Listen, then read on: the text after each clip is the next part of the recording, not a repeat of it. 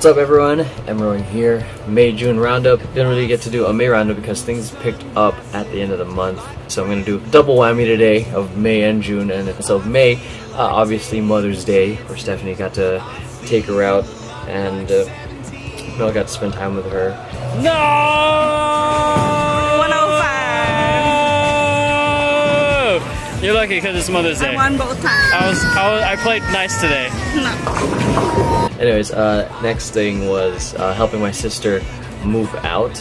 We went going to San Francisco, just going up there. After that, went to Salvang with the family and her.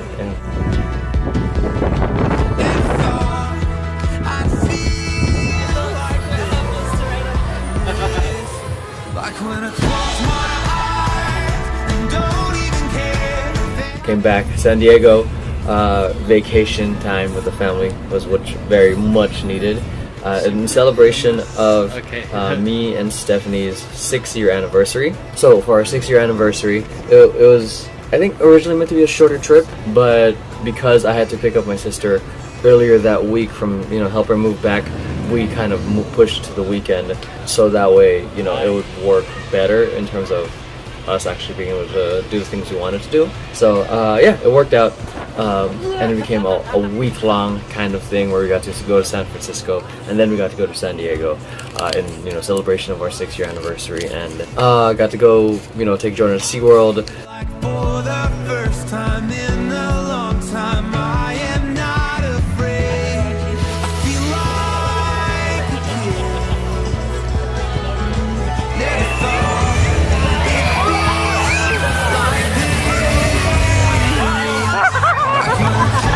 So I'm about to say Fisherman's Wharf, but that's in San Francisco.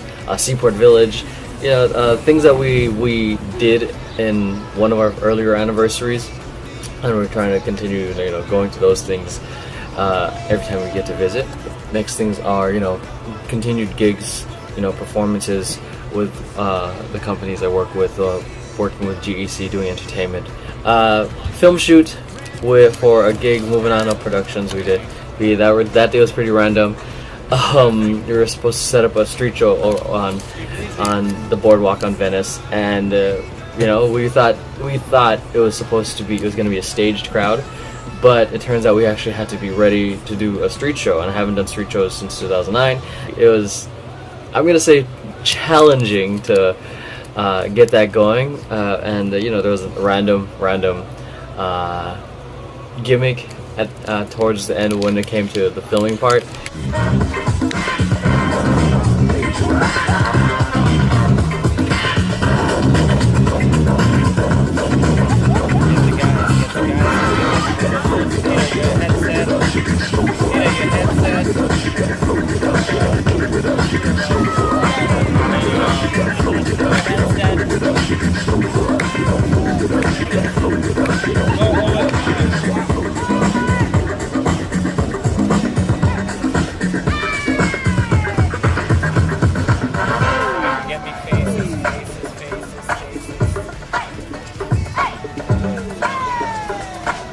So, and it was a refreshing surprise that I wasn't expecting. So hopefully that vlog video is out too by then, before I release this. Also doing a lot of client meetings during the month of May. I went to an event called Dance Assembly, where it's just like a whole bunch of directors, advisors, creative, a lot of people involved in the dance space or dance theater space. And it's the kind of the vibe I got. People asking questions about, sharing stuff on social media. Got to speak my piece on social media and how dancers aren't taking advantage of it, and a lot of people. And I just made a point that a lot of dancers or a lot of companies, because a lot of are still doing it like it's 1980 something, 1985, and they're not marketing it the way it's meant to be for this current generation.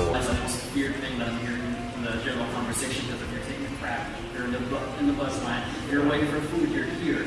Okay, and the thing a lot of us aren't understanding is that if we're not even here, we're irrelevant to this day and age. So stop marketing like it's 1989, start marketing like it's 2016, or we're right here. And I knew if I want to continue building Vision Paradox, which is the name I'm officially calling my social media company, I knew if I wanted to, if I wanted to take Vision Paradox to the level I want and really get more clients, I have to, hustle. I actually have to put in the work and go to these events, network. I love that kind of stuff. So I used to hate it, but something clicked. That made me start enjoying it more. Maybe it's because I reached when in my 20s I started going out more. So and then got to just talk to a lot of people about social media, answered a lot of questions for them, and then set up a lot of meetings since then. So since then it's just been from May throughout June has just been a lot of client meetings, getting to know people better with what they're trying to create and seeing if we're really a perfect fit. And on to June, photo shoot with Moving On Up and Antics. Both were early in the morning, so I was at that moment, at that time where I was just like, I enjoyed sleeping in because I was working so late. But it was great just to connect with everyone, not have to worry about rehearsals or performing, just look fancy, look cool in these ultra epic shots. For me, it was interesting because I plan photo shoots like once every 3, 4, 5 years, and it was nice. It was kind of cool to do 2 photo shoots in a month and kind of, feel like a model. Next was Stephanie's graduation, massive, and it's funny because she graduated 3 months earlier, and because they have the quarter system, they don't, just because they finish school doesn't mean they're necessarily done immediately. So Stephanie finished school 3 months ago, but she had a 3-month waiting period, and the day of her graduation she kind of didn't want to go because that sort of magic is gone, because your official last day the following day should be your actual graduation, but she had so much of a long wait that she was like, I'm over it. I'm already involved with building Nom Nom Mommy and her other side business with LuLaRoe. I'm glad we got to experience that with her. Jordan cried when she was walking down the aisle.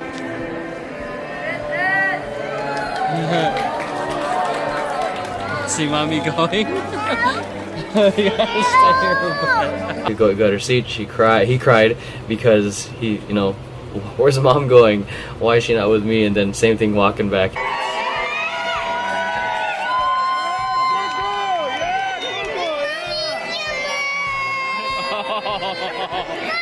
He was crying, and once he saw her, ran up to her, and it's like he wasn't gonna let go.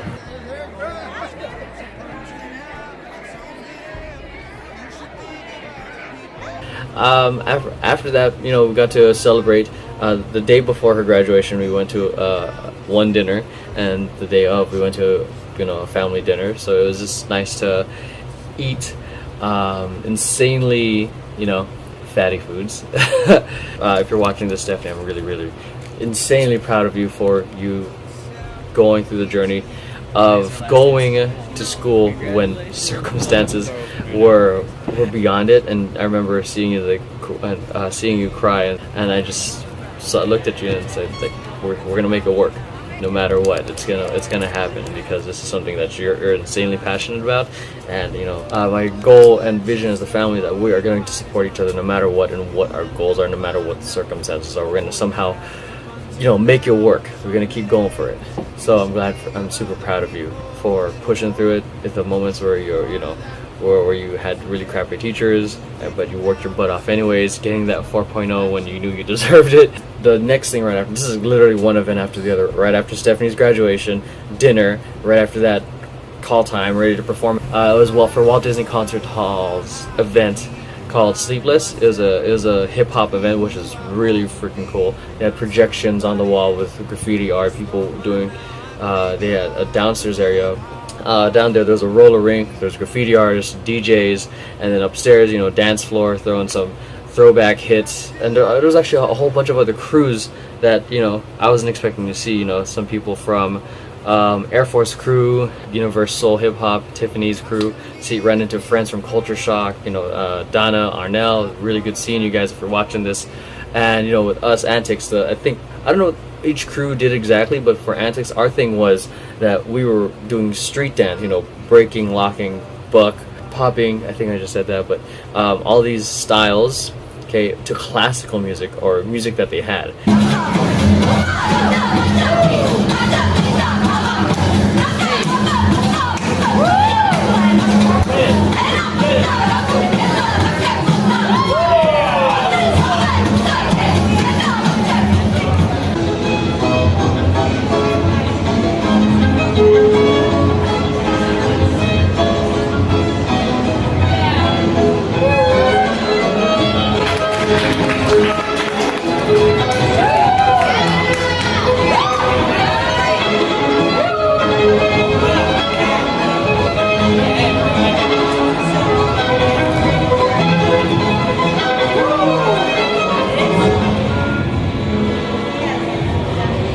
And I enjoyed the idea of dancing to classical music. Just the part of me trying to listen to the music was a bit challenging, but other than that, it was a great experience. I got to because I really love breaking and dancing to it's what I call juxtaposition, where you just do one style that's meant to be danced with, like break beats or hip hop, but you switch it up and you do something with a different style of music. So I love doing that.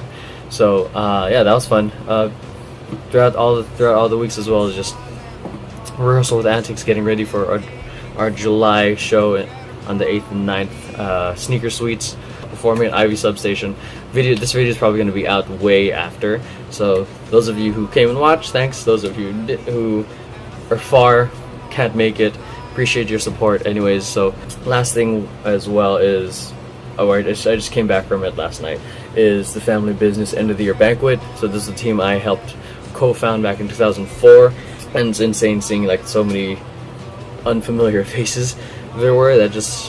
I think that's just a great sign that the team's growing, it's going to the right direction, people want to be a part of it, and yeah, it was great. It's just amazing seeing how it's grown. The talent level is just so much higher than it was when I first started. When I was on the team, we had the elements there, the ideas, the execution wasn't always there, the talent wasn't always there, but now it's like slowly, as I think as dance continues to grow in popularity, at least my assumption is that it's getting more popular, more people are going to want to be involved. And last night was a huge transition point for a friend who helped direct it, Mark, because this is going to be his last year competing, and he's transitioning it. He's passing on the torch to our friend Daniel.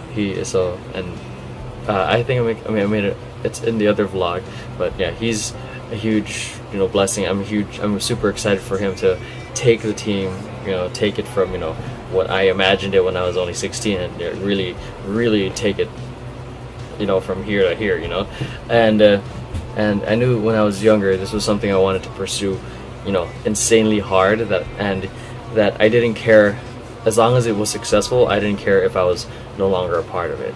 I just wanted to see it flourish. So Father's Day, got to have a lunch, because with Stephanie we went to Outback.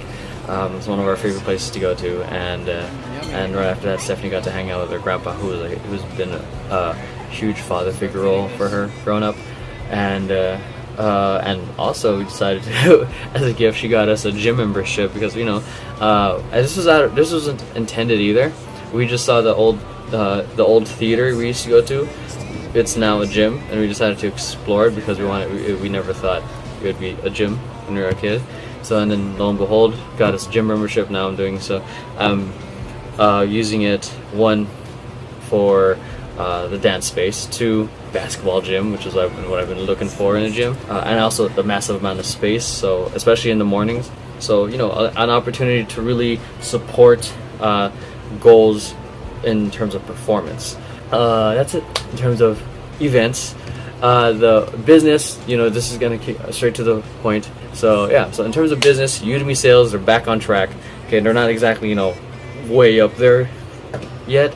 It's like 3 times less than what it was, but just the growth, it's slowly getting up, which is what every business is aiming for. So that's a huge plus. Vision Paradox, like I said, getting more clients. I think got 2 clients this past, 2 weeks ago. One's a DJ, so that's a new one. Excited to see what he's gonna be doing, and going out to some of his events to support him. Obviously, get some content, because and I have an opportunity, an excuse to just go out with Stephanie. And another one is a flamenco instructor, flamenco performer. So most of my clients have been hip hop or that kind of dance industry kind of stuff. So it's going to be interesting, learning a little bit more about the flamenco community. Dance classes, they're staying steady. They're not the main priority of me building it. I feel like it's the only reason I went back into becoming a dance instructor is because I enjoyed the connection with people, whether it's one student or a class of 10 to 20 students. The idea for me is just I want to connect and share my knowledge with them. And I honestly enjoy small classes because I get to give so much attention to the students, and when it's big, it's hard for me to give the proper feedback for everyone to improve. So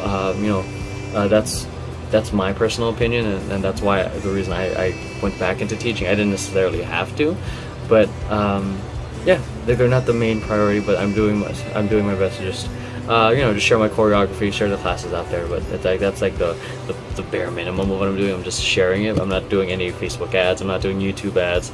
I'm not asking for Instagram shots or that kind of stuff. So so pretty much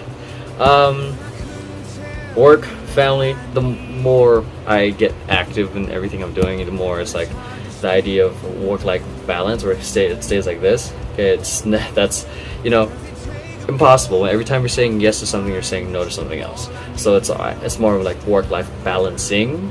So making sure that things are taken care of. So just what one of my past videos were like. There's always going to be that one or two things that really dominate. It's just making sure that these certain aspects of life are just taken care of, whether it's your finances, your family, your spirituality, your business, your social life, because it's that some people can tend to forget that. So that's it. I hope you guys enjoyed today's episode, and everyone talking to me on Instagram, Facebook, YouTube. Appreciate you guys talking, reaching out to me. Love conversation, whether it's asking for dance feedback, asking questions, giving me requests for routines to dance to teach you guys with, on people who are enjoying the very popular active listening video. Thank you guys so much. But that's it. Thank you guys for watching MRI TV. Catch you guys next time. Peace. Came home drenched, hang out with Cleet.